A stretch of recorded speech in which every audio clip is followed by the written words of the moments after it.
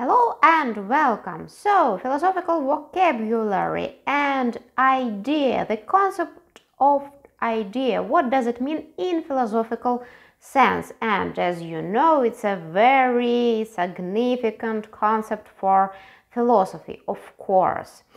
Idea etymologically is derived from the Greek idea or eidos, which means representation or just image. So it's something visible, it's something which is connected with the main feature of something. It's very important.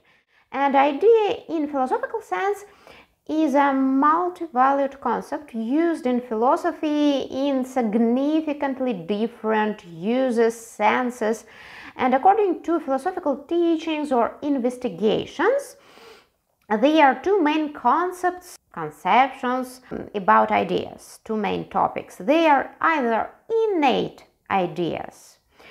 This is a point of view of Plato, for example. Either they are acquired by experience and we have nothing innate. We have only this experience throughout our sensuality. Yeah. In philosophy before Plato, idea is a form, kind, image or method. Method is something like way to do some things, class or kind, and Plato's idea is a timeless essence. These ideas, they are absolutely independent, timeless essence, a dynamic, a creative archetype of the existing.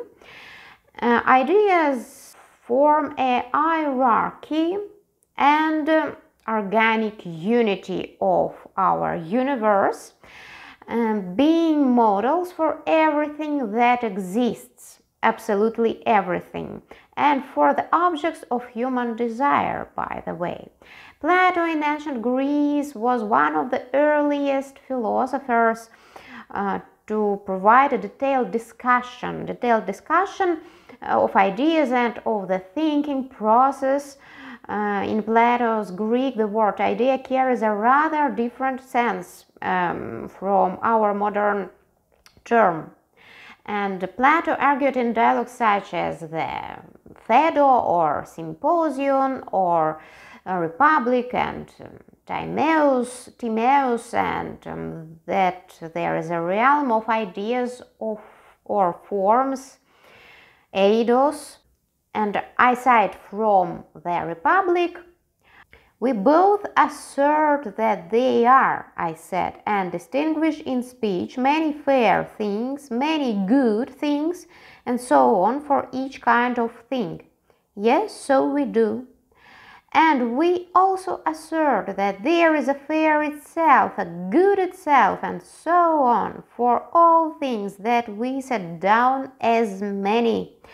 Now again, we refer to them as one idea of each, as though the idea were one, and we address it as that which really is. That's so.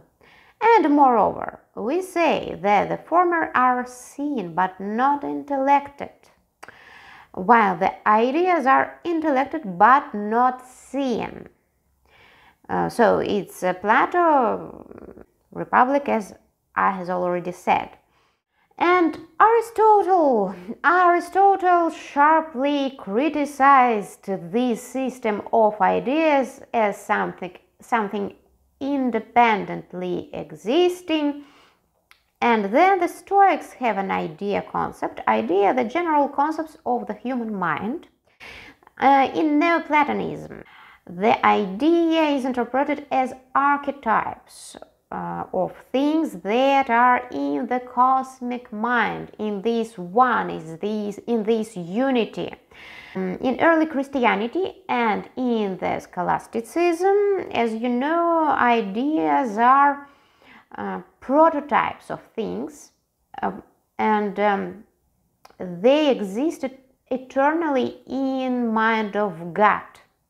So here we can see the influence of antiquity, of course.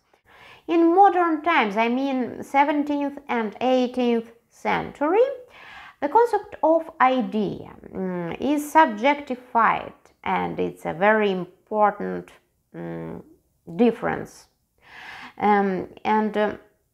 Ideas are identified with the concepts of the human mind.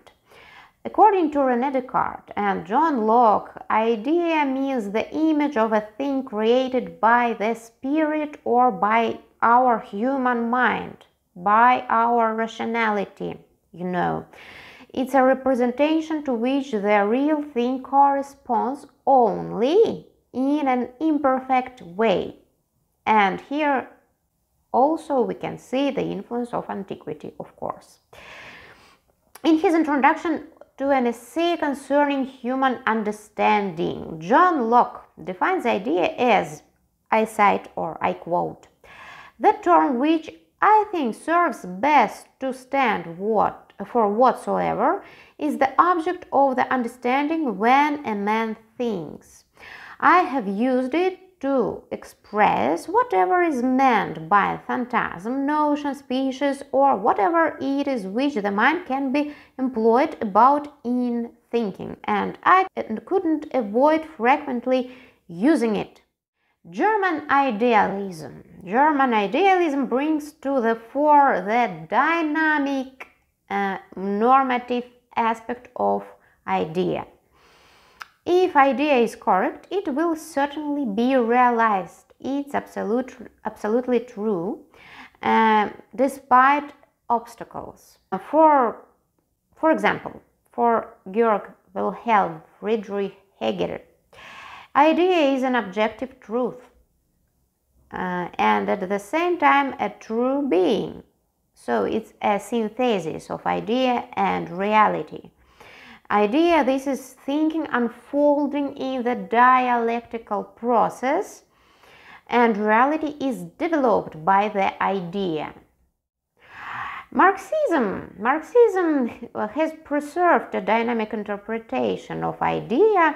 It reflects reality not only in its availability, but also in necessity and possibility. And here we can remind or remember the Aristotelic concept.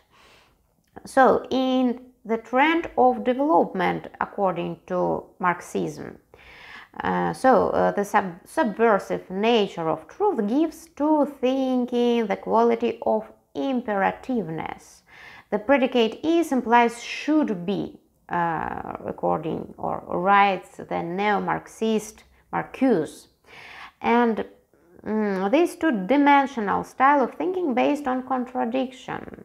Contradiction forms the inner form not only of dialectical logic, but also of the entire philosophy that comes into conflict with reality. But each philosopher realizes this problem in his own way and in his own system, and it's some kind of beauty in his thinking and in this process of building these concepts. Thank you for your attention. Subscribe if you want, and see you in the next video. All good to you.